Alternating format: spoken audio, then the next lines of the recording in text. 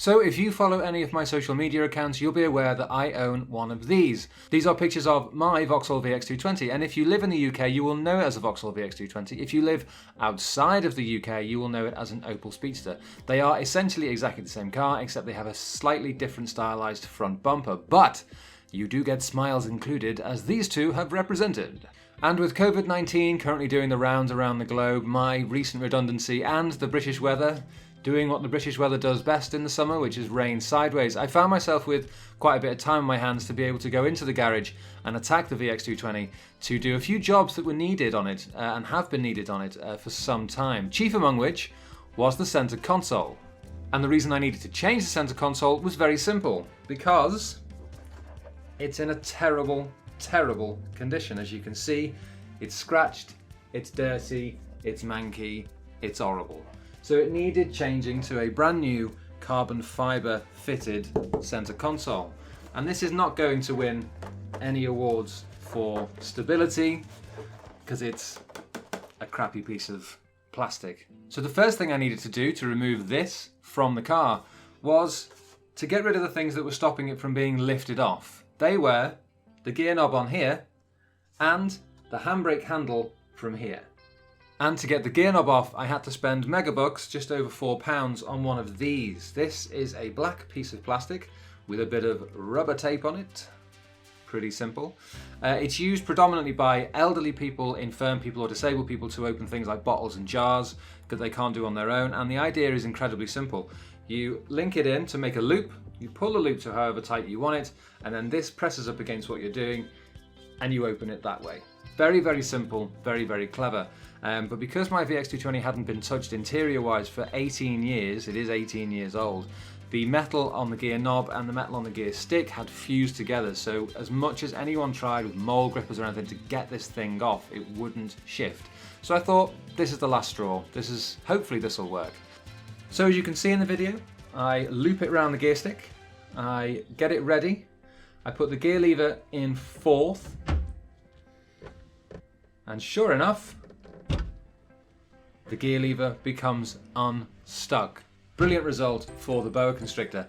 I managed to turn it quite a while. It was really, really tight, this, to get off.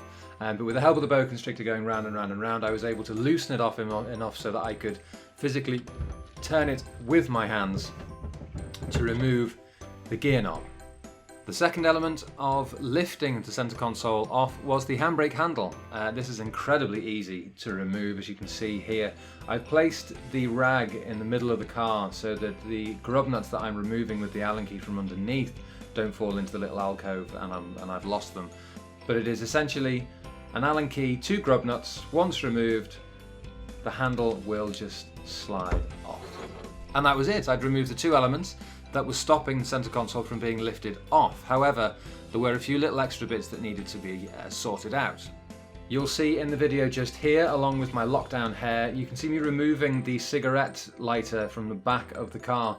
This wasn't stopping the centre console from being removed, it was just going to make it slightly trickier to get the new rigid carbon fibre centre console in.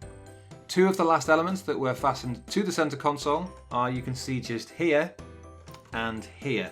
They were essentially just screwdrivered in to the mechanism underneath. So once they'd been removed, it was pretty much ready to come out. You'll notice in the pictures from earlier on that they don't have the brace section that you can see in my car between dashboard and centre console. A lot of people who own these cars do remove them. They are not necessarily structurally integral to the car, so it's a design thing that some people like and some people don't. I don't mind it, I like to keep it as original as possible, so I've kept mine.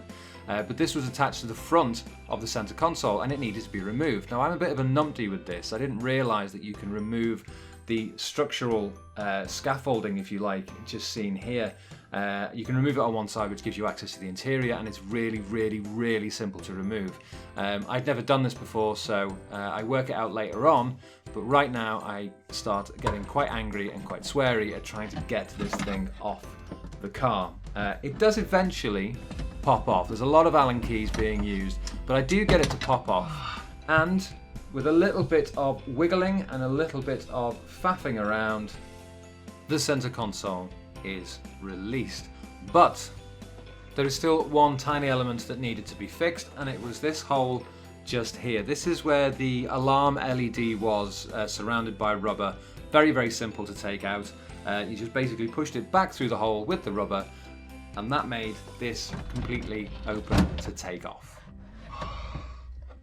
You'll also notice in the video that when I take the center console off, it has the leather surround for the gear stick just in here. This was being held on just through here with a pin here and a pin here, as well as quite a lot of adhesive. In fact, you can probably still see the adhesive on there just at the moment. A Stanley knife and a lot of swearing, and I was able to remove that and to glue it onto the new carbon fiber center console.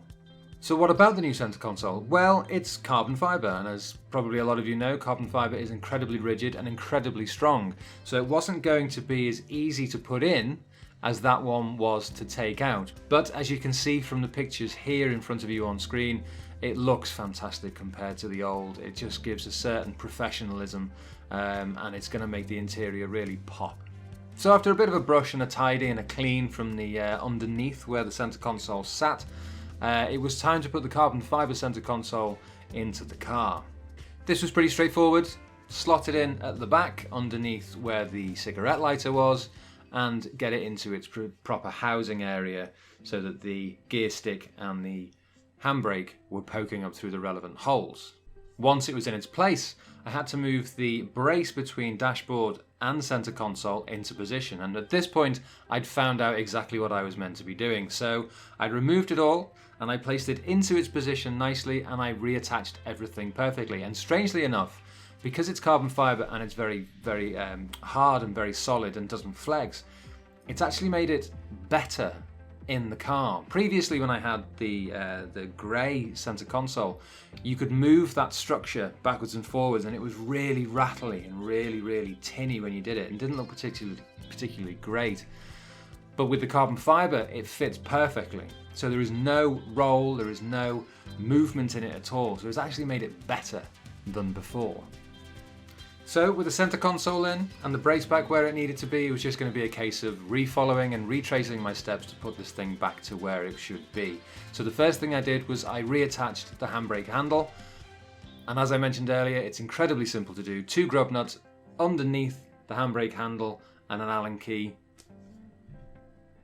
The second thing to do was to fiddle around with the gear stick. Now I bought a little carbon fiber looking tube to go onto the actual gear stick itself, through the leather onto that, and then screw on the gear knob to make it look like it had a carbon fiber shaft, essentially, to fill in and to fit in, more likely, with the carbon fiber center console. So it was a little bit big when I first got it, so a little bit of cutting with a hacksaw here and there, and I was able to get it perfectly in position, drop it in before reattaching the gear knob itself, and I reattached the screws in both sides. That was the center console back on. For the more eagle-eyed of you, you'll notice that the LED light and the rubber isn't on it. It's actually taped on the inside of the carbon fiber center console. Not in the way, it's not going to get severed, it's not going to ruin the car in any way, shape or form. I just prefer the clean lines myself.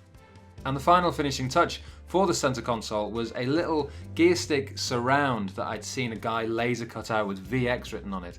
I bought it some time ago, and when I put it on the car, I wasn't sure about it. So it's on the car at the moment, but it might come to a point where I might just take it off, I'm not sure. And that was it. That was my car center console changed. It was a bit of a faff, took an hour or two to get it all sorted and boxed off, and a few cuts on the hands, etc, etc. But as you can see from these pictures, I think it looks fantastic. It really, really lifts the interior fantastically well. If you enjoyed this video and would like to see more, then please hit that like button. If you didn't like it, then obviously you know what to do. Please hit the subscribe button and the bell icon to become one of my testees.